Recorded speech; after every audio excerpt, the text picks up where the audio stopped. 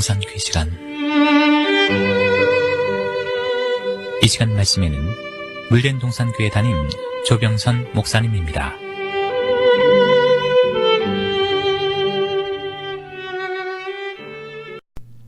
할렐루야, 평안하셨는지요?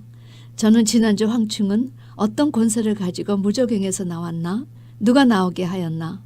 황충이 떼들이러 출현하게 된 목적이 무엇인가에 대해서 말씀을 전했습니다. 오늘은 지난주에 이어 황충에 대해 조금 더 접근하려 합니다. 2007년도에 예멘이란 나라에 황충 재앙이 일어난 것을 신문에서 보도한 적이 있습니다. 이 예멘은 아라비아 남단에 자리 잡은 이슬람 국가며 아주 가난한 나라입니다. 그런데 이런 곳에 14년 만에 최대의 메뚜기 떼가 나타난 것입니다. 그래서 이 메뚜기 떼가 나타났으니 얼마나 큰 위기입니까? 그래서 정부가 메뚜기 떼와의 전쟁을 선포하고 FAO와 세계 식량농업기구가 지원해서 수십 개의 농약 살포팀을 발족하고 농작물 보호에 나섰습니다. 그런데 어찌된 일인지 이 메뚜기 떼들을 잡는데 앞장서야 할 농민들이 농약 살포에 반대했다는 것입니다. 그 이유인즉 우리나라가 배고픈 시절 어린아이들 간식거리가 마땅치 않았을 때 메뚜기를 잡아 볶아 먹었습니다. 그런데 이 예멘 지역 농민에게도 이 메뚜기 떼는 맛있는 간식거리였기 때문에 그런 연유로 그렇게 반대를 한 것입니다. FAO의 발표에 의하면 적은 수의 메뚜기 떼도 하루에 약 2,500명 분량의 식량을 먹어 치우는데 예멘의 약 24만 헥타르에 달하는 그런 사막과 농지를 휩쓸어 그 피해액이 자그마치 약 30억의 달러에 달한 것으로 예상하지만 살충제를 뿌리고 잡자니 농민들이 반대하고 잡지 말자니 농사 피해가 만만치 않고 여러분 가난하고 무식한 나라에서 목하 고민 중이라는 보도를 본 적이 있습니다. 흥미로운 사실은 이 황충의 의미를 마음의 교로 해석하는 신학자들이 있다는 사실입니다. 이들이 황충을 모하메교로 보는 이유는 황충은 아라비아에 많이 서식하는데 모하메교의 발성지가 바로 아라비아에서 시작됐다. 황충의 활동 모습이 아주 난폭한데 이들은 무자비한 기병을 가지고 있다. 황충이 여자와 같이 머리털이 길고 금면류관 비슷한 것을 썼는데 이것은 이들이 마치 머리에 누런 터번을 쓴 모습과 비슷하다. 황충은 흉갑 같은 흉갑이 있는데 이는 철 갑옷을 입었던 모하멧의 군대와 비슷했다. 풀이나 푸른 것은 해하지 말거라는 표현은 모하멧의 명령으로 나무, 풀 등 모든 식물을 남겨두었던 그의 군대를 상징하며 5달 동안 괴롭게만 하라는 말씀은 문자적으로 황충이 살아있는 5월부터 9월까지의 150일 동안인데 영적으로는 1일을 1년에 근거해서 계산해 보면 주 630년부터 786년까지 모하메드교가 세계를 정복하던 시기와 일치하기 때문이다. 그러나 여러분, 저는 오늘 본문과 연결된 구약과 신약의 다른 본문을 더해서 부분적이 아닌 좀 더 포괄적인 황충 재앙, 즉 황충의 의미는 거짓 목자임을 다시 한번 확인하고 이 황충을 이길 수 있는 방법을 여러분과 함께 마음에 새기고자 합니다. 정갈의 권세 같은 권세가 과연 무엇이기에 이 재앙의 수혜자들이 얼마큼 아프면 차라리 죽기를 구하는 그런 지경에까지 이르는가? 이런 재앙을 우리가 막을 방도는 없을까? 꼭 하나님께서 그런 해결책을 주시지 않았을까?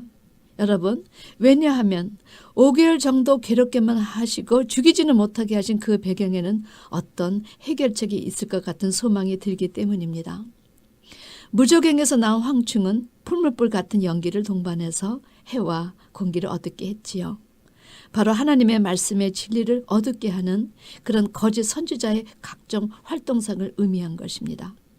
하나님이 가장 분노하시는 것은 거짓 선지자의 미혹으로 진리와 말씀이 가리워지고 오염돼서 성도들이 말씀 미달, 기도 미달, 전도 미달이 되어 하나님의 백성 모두가 능력의 삶을 살지 못하고 하나님의 존귀하신 이름을 더럽히며 살게 한다는 사실입니다. 그런데 이 황충대가 연기 가운데로부터 어디로 나왔는가 하면 땅 위에 나왔습니다. 여러분, 이 땅은 바로 교회를 말합니다. 왜냐하면 황충의 먹이가 풀과와 나무과인데 성경에서 제시하는 풀과 나무의 영적 의미를 찾으면 교회라는 사실이 증명되기 때문입니다. 풀의 영적 의미는 이사야 40장 6절 7절에서 이렇게 말씀해 주십니다. 모든 육체는 풀이요 그 모든 아름다움은 들의 꽃과 같으니 풀은 마르고 꽃은 시듬은 여호와의 기운이 그 위에 불미라. 이 백성은 실로 풀이로라. 풀은 마르고 꽃은 시드나 우리 하나님의 말씀은 영영이 서리라. 여러분, 이 구절 속에는 많은 내용이 들어 있습니다. 하나님께서 이스라엘이라는 나라를 태동하시기까지 얼마나 많은 시간과 사랑과 열정을 바치셨습니까? 그런데 이 백성들이 말씀이 육신이 되어 오신 그 예수님을 영접하지 않고 죽였습니다. 그 예수님을 알리려 했던 모든 참 선지자들, 제자들도 다 죽었습니다. 그들이 말씀을 받으면 영원히 설 것인데 육체에 속해서 그렇게 되었다는 것입니다. 그렇기 때문에 모든 육체는 풀처럼 마르고 진다. 그런데 그렇게 너희들을 택해서 제사장 국가로 만들어 전 세계에 말씀을 전파하게 하고 영원한 삶을 살게 하려 했는데 이 백성은 실로 풀이 됐다. 여러분, 북이스라엘은 아수르에게 망했습니다. 그들을 향한 하나님의 아픔과 아쉬움의 탄식이 바로 이 말씀 속에 그대로 배어 있다는 사실이지요. 나무의 영적 의미는 대저 만군의 여호와의 포도원은 이스라엘 족속이요 그의 기뻐하시는 나무는 유다 사람이라. 그러나 그들에게 공평을 바라셨더니 도리어 포악이요 그들에게 의로움을 바라셨더니 도리어 부르짖음이었도다. 여러분, 유다도 이런 이유 때문에 바벨론에 의해 멸망을 당했습니다. 그러나 이 유다 다윗의 지파에서 누가 나오셨는가? 예수 그리스도가 나셨지요. 남유다가 그래도 북이스라엘보다는 조금 나았다는 사실을 성경은 풀보다 나무라는 단어로 제시한 것입니다. 황충의 어원은 닥치는 대로 먹을 치우는 자, 끝장내는 자의 의미를 가졌는데 그런데 거룩한 교회, 신성한 교회에 이런 황충떼들, 거짓 선지자가 떼들로 나왔다니 이것처럼 문제요 난제가 어디 있겠습니까? 그런데 육적 메뚜기라면 잡아먹거나 떼들이로 나타나면 방충제를 치고 약을 뿌리면 되는데 이 인간 메뚜기는 신뢰하고 따라야 할 목자라 하니 이것처럼 우리 믿는 자들이 당황하고 민망한 일이 어디 있겠습니까? 더욱 이 황충은 땅에 있는 정갈의 권세와 같은 권세를 받아 5달 동안 죽고 싶을 만치 괴롭게만 하고 죽이지는 않는다고 하니 이렇게 괴롭게만 하고 죽이지는 못하는 이 정갈의 권세 같은 권세가 무엇인지 우리는 잘 알아야 하는 것입니다.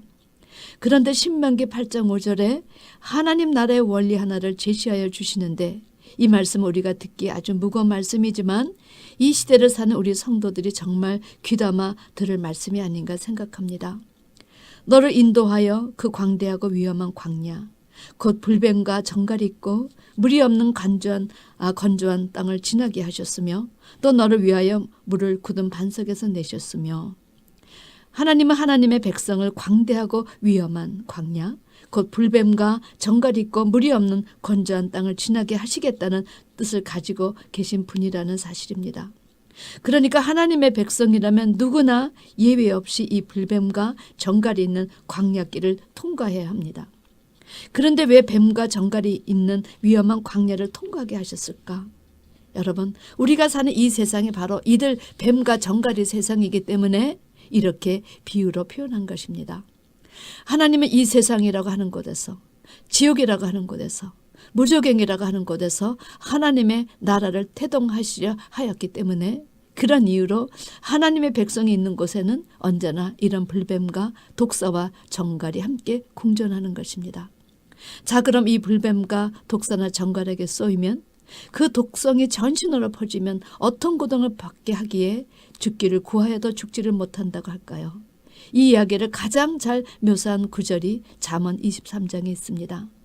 여기에 땅의 정갈의 권세를 받은 황충 거짓 목자가 어떻게 하나님의 말씀에 인을 받지 않는 자를 괴롭게 하는가, 그 고통의 내용이 소개되고 있지요. 잠언 23장 27절에서 35절 말씀입니다. 대저 음녀는 깊은 구렁이요 이방 여인은 좁은 함정이라. 그는 강조같이 매복하여 인간의 괴사한 자가 많아지게 하느니라. 여러분, 시온산 목자는 하나님의 전능하신 오른손에 잡힌 바 돼서 많은 사람들을 옳은 대로 돌아오게 하는 사명을 갖고 외치되 거짓 목자들은 강도같이 매복해서 옳은 대로 돌아오게 하기는커녕 오히려 백성들을 더 괴수한 자로 만들어 버린다는 것입니다.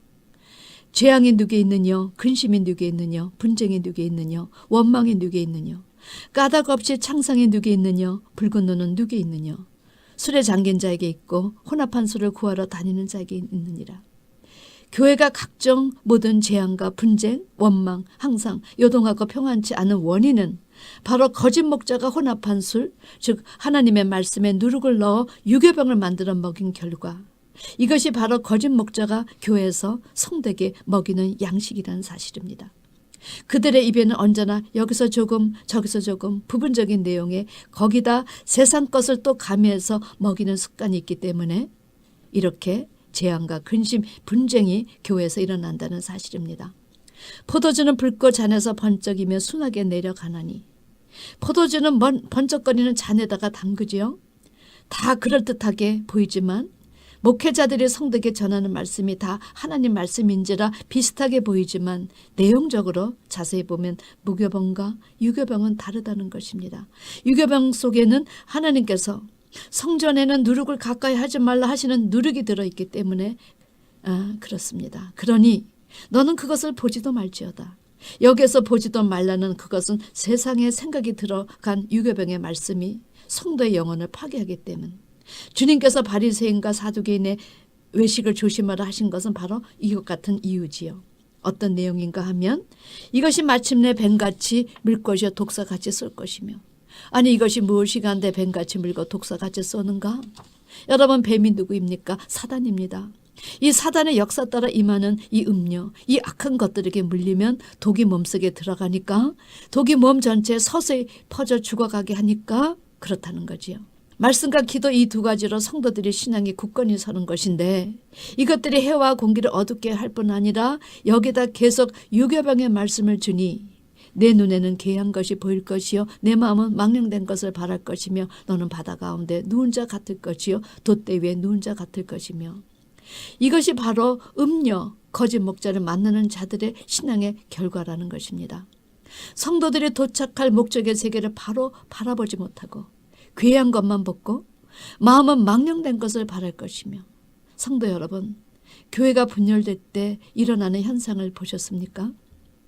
교회에서 이런 일이 어떻게 일어나 그런 일들이 얼마나 버젓하게 일어납니까? 이것이 다 섞인 포도주, 누룩이 들어간 유교병을 먹은 결과라는 것입니다. 그것뿐만이 아닙니다.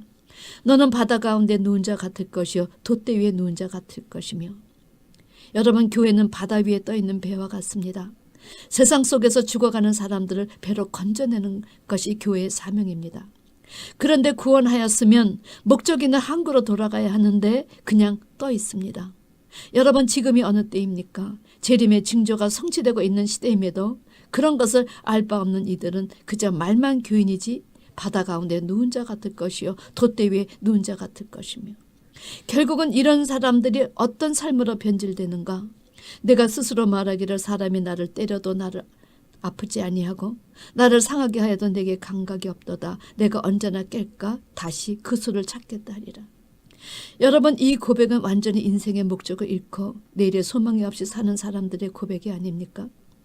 이들이 이 세상 한가운데서 얼마큼 목적 없이 항방 없는 삶을 살게 되는가를 제시해 주시는 말씀입니다. 독이 들어간 이 말씀은 마치 마약과도 같아 때려도 아프지 아니하고 상하게 하여도 내게 감각이 없도다. 여러분, 이 정도면 살았다는 이름은 가졌으나 죽은 자가 아니겠습니까? 예수님 때 그 시대 종교자들이 다 이와 같았습니다. 이런 상태를 어찌 하나님의 백성이라 말할 수 있겠으며 어떻게 하나님의 지도자라 말할 수 있겠습니까?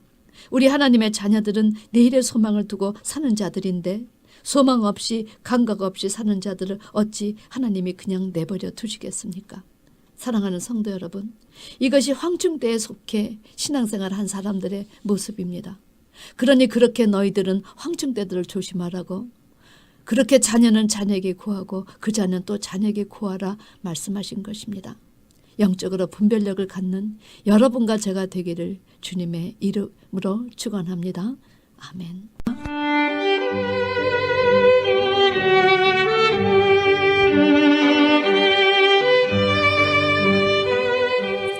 지금까지 말씀에 물된 동산교회 담임 조병선 목사님이었습니다.